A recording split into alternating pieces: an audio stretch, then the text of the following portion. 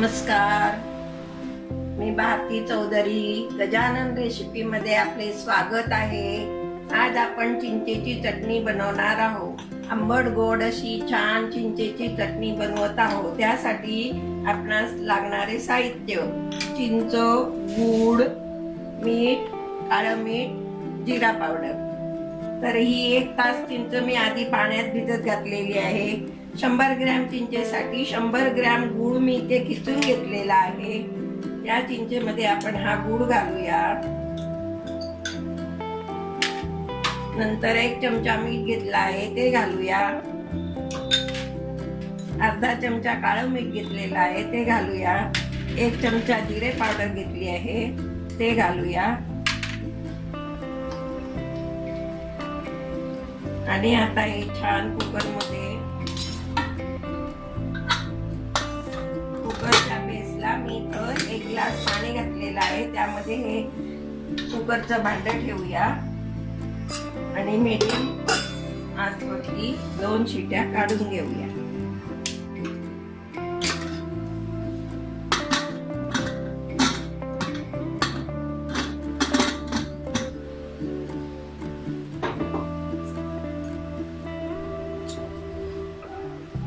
Medium गॅसवरती 2 शिट्या करून घेऊया. अशी आंबट गोड चिंचेची चटणी तुम्ही ओल्या भेळवरती खाऊ शकता. समोसे, कचोरी त्याच्याबरोबर खाऊ शकता. चला तर मग आपण कुकरच्या 2 शिट्या काढून कुकर थंड झालेला आहे.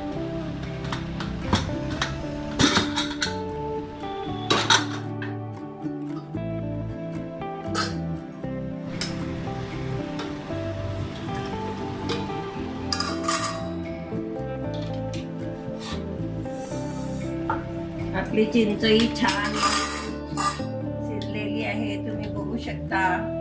आता हे आपण मिक्सरच्या भांड्यामध्ये घालून छान बारीक करून घेऊया.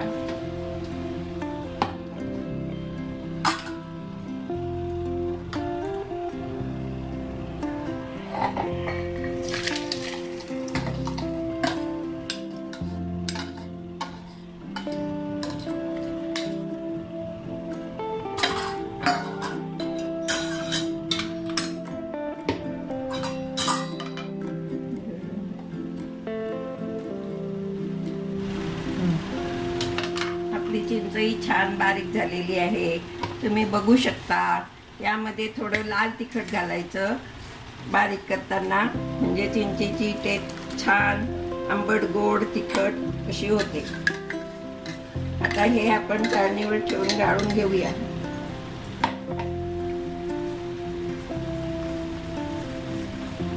ही चटणी तुम्ही ओल्या भेळवरती वापरू शकता.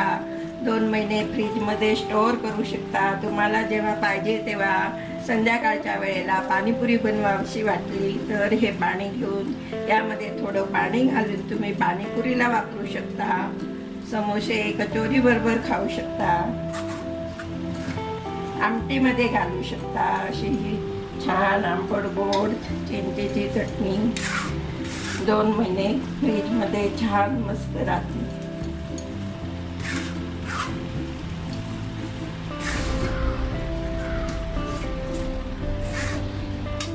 त्या भांड्यात थोडे पाणी घालून ढवळून परत यामध्ये घालायचे.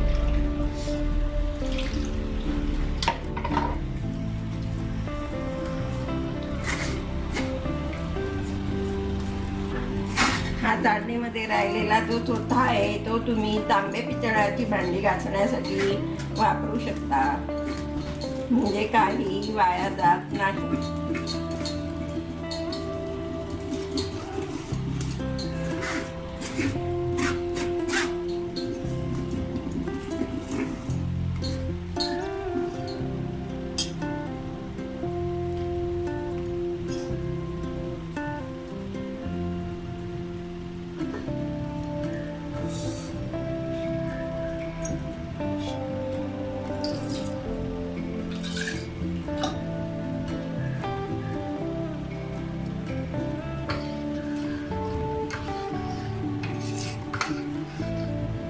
तुम्ही बघू शकता आपली चिंचेची चटणी छान तयार झालेली आहे. तिला कलरही छान आलेला आहे. अशी ही चटणी तुम्ही 2 महिने फ्रीजमध्ये स्टोर